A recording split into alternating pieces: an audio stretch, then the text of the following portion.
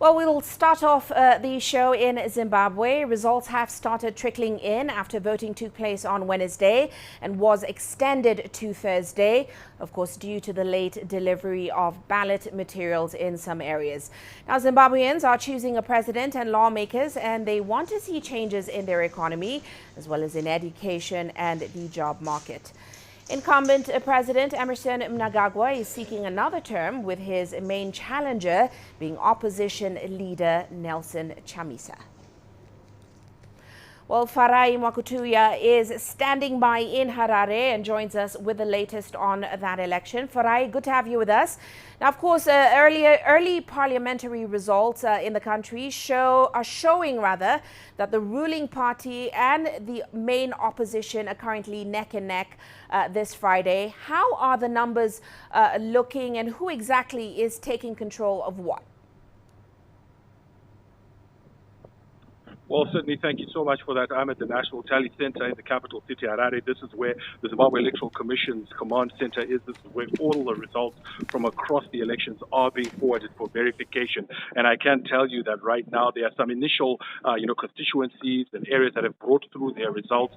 Still very initial and preliminary at this stage, but they do show that, as predicted, the ruling ZANU-PF doing very well in its rural strongholds, quite significant and big margins being recorded there. But also the opposition, doing well in the urban areas. Mind you, there are still some polling stations that were still voting as of yesterday, and those results are yet to be finalized. So at this stage, a clear picture may not be available as yet, but certainly the ruling party is in a slight lead, because most of the constituencies that have come through are those rural ones. Well, let's talk a little bit about those delays, Farai, because as we mentioned, there was a second day of voting in about 40 wards in the country, and that's after delays on day one. What is the latest on that? Is there any more news on why this is happening?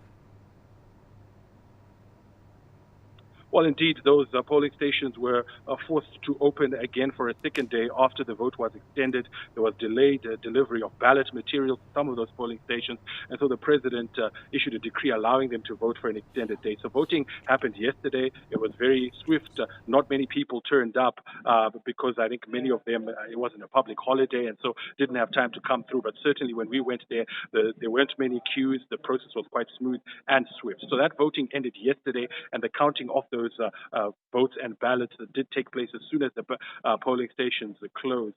And I think, as I said, I visited some of those polling stations. I spoke to people who were determined to say, look, I'm coming back to cast my vote. And here's what I found at one of the polling stations I visited in Harare yesterday on the second day of voting. Hundreds of people who turned up at this polling station in Harare on Wednesday could not cast their ballots because voting materials, which were delivered late in the afternoon, ran out before everyone could vote. Some of those affected have been steadily streaming in on Thursday after voting was extended by a day to make up for the disruptions. It was around 8-9. The ballot papers ran out at 8 p.m. I waited for more to be delivered until 11 p.m. That's when I gave up. But this morning I came back and the process has been very swift, so I am happy. People here say they have come back because they want their vote to count.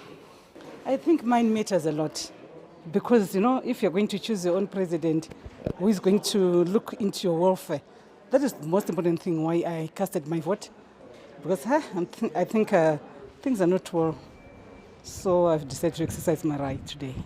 The Zimbabwe Electoral Commission says an unprecedented number of court challenges over candidate eligibility caused the logistical challenges that led to the late printing of ballot papers.